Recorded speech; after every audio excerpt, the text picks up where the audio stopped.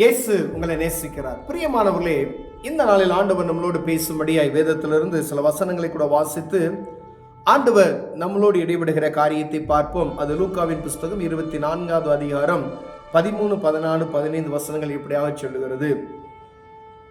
அன்றைய தினமே அவர்கள் 2 பேர் எருசலேமுக்கு 7 அல்லது 8 மைல் தூரம் எம்மாவு என்னும் கிராமத்துக்கு போனார்கள். போகியில் இந்த வர்த்தகமானங்களை குறித்து அவர்கள் ஒருவரோடே ஒருவர் பேசிக்கொண்டார்கள்.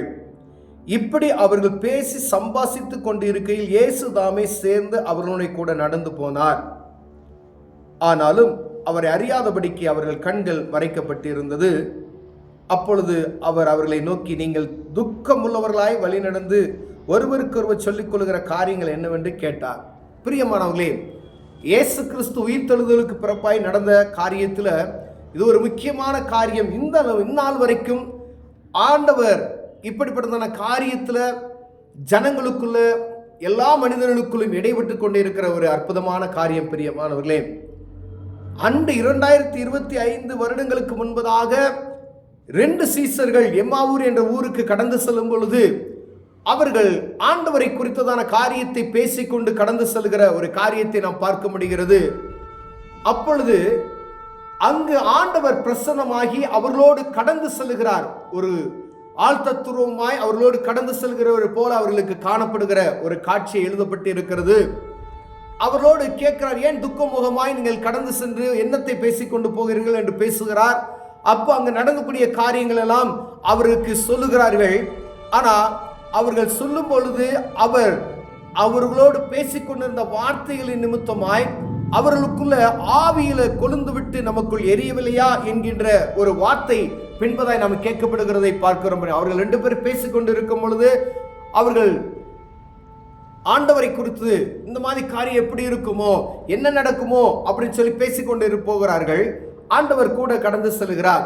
அவர்களுக்கு வெளிப்படுத்துகிறதை பார்க்க முடிகிறது. பரிசுத்த ஆவியானவர் நாம் கூடி ஜெபிக்கும் பொழுதும் சரி, நாம் ஆண்டவருடைய பிள்ளைகள் கூடி பேசிக்கொண்டு இருக்கும் பொழுது ஆவியானவர் இடைபடுகிற காரியத்தை நாம் உணர்ந்து கொள்ளும்படியே அழைக்கப்படுகிறோம். பிரியமானவர்களே, அநேக நேரங்களில் ஒரு கூட்டமாய் கூடி பொழுதுபோக்குகிறதுக்காய் ஒரு தேவையற்ற காரியத்தில் நம்ம ஈடுபட்டு பேசிக்கொண்டு இருப்போமானால் 1 மணி நேரம் எளிமையாக போய்விடும். வெட்டி காரியங்களை பேசிக்கொண்டு, தேவையற்ற காரியங்களை பேசிக்கொண்டு, உலகப்புறமான காரியங்களை பேசிக்கொண்டு, எப்படி ஜாலியாக இருக்கலாம் அப்படி போன ஒரு டூருக்கு போன காரியத்தை பேசிக்கொண்டு இருப்போமையானால் அது வீணான நேரமாய் கழிந்துவிடும். பிரியமானவர்களே, ஆனால் அந்த ஆவிக்குரிய காரியங்களை ஒரு 2 பேர் 3 பேர் நீங்கள் சேர்ந்து உட்காரும் பொழுது ஆண்டவரை குறித்துதான காரியத்தை பற்றி நீங்கள் பேசி பாருங்க, ஆவியானவர் அசைவாடுகிறதை பார்க்க முடியும்.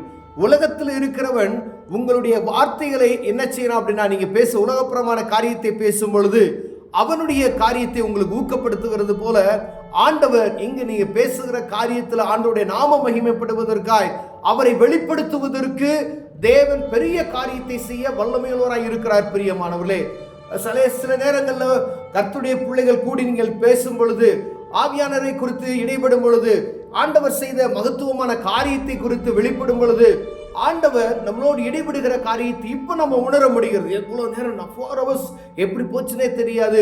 ஆனா நீங்க பேசிக்கொண்டு இருக்கிற காரியம் கொஞ்ச நேரம் பேசினது போல தெரியும். ஆனா நீங்க பேசின காரியம் ஆண்டவருடைய நாம மகிமைக்காய் அதை குறித்து பேசுவதற்கு, அவருடைய நாமத்தை குறித்து பேசுவதற்கு, ஏதாவது அற்புதத்தை குறித்து, ஆண்டவர் செய்த நன்மைகளை குறித்து நீங்கள் பேசும் பொழுது, ஆண்டவர் எனக்கு இப்படி செய்தார், ஆண்டவர் என் நன்மை இப்படிப்பட்டதான நான் பலவீனமாக இருந்தேன், ஆண்டவர் எனக்கு இப்படிப்பட்டதான அற்புதங்களை செய்தார் என்று நீங்க பேசி பாருங்க, உங்கள் நேரங்கள் போவது தெரியாது. ஆவியானவர் உங்களோடு கூட அசைவாடுவார். இது மற்றவர்களுக்கு பக்தி விருத்தியை உண்டாக்கக்கூடிய காரியம் பேசுகிறது. பிரியமானவர்களே, அநேக நேரங்களில் நாம் என்ன செய்து விடுகிறோம், பக்தி விருத்திக்கு தேவையற்ற காரியங்களை பேசி அநேக நேரங்களை வீணடித்து விடுகிறோம். நேரம் ரொம்பவும் தங்கமானது, கோல்டை போலதுன்னு சொல்றாங்க நேரம். அப்ப நேரங்களை வீணாய் செலவிடாதபடி ஆண்டவர் வானத்தையும் பூமியும் படைத்தவரை குறித்து பேசுகிற ஒரு காரியத்தில் நம்ம செலவு செய்தோம்னு வச்சுக்கோங்களேன், நீங்கள் அந்த நேரத்தை கணக்கு கொடுக்குறீங்கன்னு வச்சுங்க, வீணாய் ஒரு சினிமாவுக்கு போகிறீங்க, வீணான நேரத்தை 2 மணி நேரம் 3 மணி நேரம் கழிச்சிடறோம். காலையில் ஜாக்கிங் போகிறோம், வாக்கிங் போகிறோம், எல்லாம் செய்கிறோம். தெய்வத்துக்கு கொடுக்க வேண்டிய நேரத்தை எவ்வளோ நேரம் நம்ம கொடுக்குறோம்? ஒரு நாளைக்கு 24 மணி நேரத்தில் ஆண்டவரோட காரியத்தை குறித்து பேசுகிற காரியம் எவ்வளோ நேரம்? என்று நாம் ஆராய்ந்து பார்க்கும்படி அழைக்கப்படுகிறோம். பிரியமானவர்களே, நீங்க தேவ சமூகத்துக்கு கொடுக்க வேண்டிய நேரம், அவரை குறித்து மற்றவர்களோடு நீங்க பேசக்கூடிய நேரம், உங்களுக்கு செய்த நன்மைகளை குறித்து பேசக்கூடிய காரியம். ஆண்டவர் இப்படி செய்தாரியா, நீங்க பேசி பாருங்க.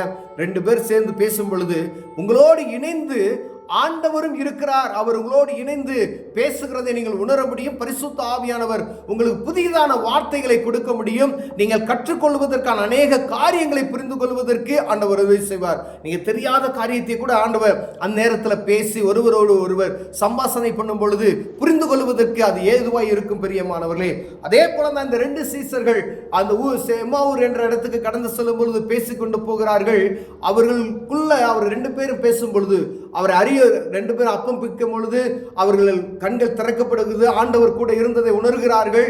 அப்பொழுதுதான் சரி, அப்ப நம்ம பேசிட்டு வரும் பொழுது நம் இருதயம் நமக்குள் கொழுந்து விட்டு எரியவில்லையா என்று கேட்கிற ஒரு காரியத்தை நாம் பார்க்க முடிகிறது. பிரியமானவர்களே, அநேக நேரங்களில் யாராவது 2 பேர் நீங்கள் ஆவிக்குரிய வாழ்க்கையை குறித்து பேசுனீங்க அப்படின்னா நமக்குள்ள ஆவியில் நல்ல ஒரு சந்தோஷம் இருக்கும். நல்லா பேசிக்கிட்டே இருக்கலாம். அடுத்த வார்த்தைகள் இப்படி அப்படி அப்படின்னு சொல்லி நல்ல வசனத்தை குறித்து நம்ம பேசுவதற்கு நல்ல லெகுவான வார்த்தைகள் வெளியே வருவதை நாம் பார்க்க முடிகிறது. அப்போ பரிசுத்த ஆவியானவர் நம்மளோடு இருந்து நமக்கு அநேக காரியங்களை உதவி செய்கிறதை நாம் உணர்ந்து கொள்ள முடியும். 2025 வருடங்களுக்கு முன்பதாக ஆண்டவர் இவர்களோடு பேசினது போல இன்றும் அவர் பேசிக்கொண்டு இருக்கிறதை நாம் உணர முடிகிறது. பிரியமானவர்களே, இது எத்தனை பேருக்கு இந்த அனுபவம் இருக்கிறது என்பதை நாம் புரிந்து கொள்ள முடியவில்லை. ஆனால் ஒருவேளை உங்களுக்கு இப்படிப்பட்ட அனுபவம் குறைந்துள்ளதா இருந்தால் ஆண்டவர் உங்களோடு இடைபடுகிறார். நல்ல நேரங்களை ஆவிக்குரிய மனிதர்களோடு ஆவிக்குரிய வார்த்தைகளை, வேதத்துக்குரிய காரியங்களை, வரப்போகிற காரியங்களை, நடந்து முடிந்த காரியங்களை, நடந்து கொண்டிருக்கிற காரியங்களை குறித்து ஆராய்ந்து வேதத்தோடு ஒப்பிட்டு நீங்கள் பேசிக் கொண்டிருப்பீர்கள். ஆனால் பரிசுத்த ஆவியானவர்களோடு இடைபடுகிறதை நீங்கள் பார்க்க முடியும். ஆண்டவர் பிரத்யட்சமாய் உங்களோடு பேசுகிறதை நீங்கள் புரிந்து கொள்ள முடியும். பிரியமானவர்களே, இப்படிப்பட்டதான சூழ்நிலைக்கு நேரம் நாம் கடந்து செல்வோமானால் தேவையற்ற பேச்சு, தேவையற்ற நேரங்கள் வீணாவது தவிர்க்கப்படுகிறதை நாம் பார்க்க முடியும். நேரங்களை ஆண்டவர் நேரத்தில் செலவு செய்யுங்க. அப்படி நீங்க செலவு செய்யும் பொழுது ஆண்டவருக்கு நேரத்தை சரியா நீங்க கணக்கு ஒப்புவிக்கிறதுல கரெக்டா இருப்பீங்க.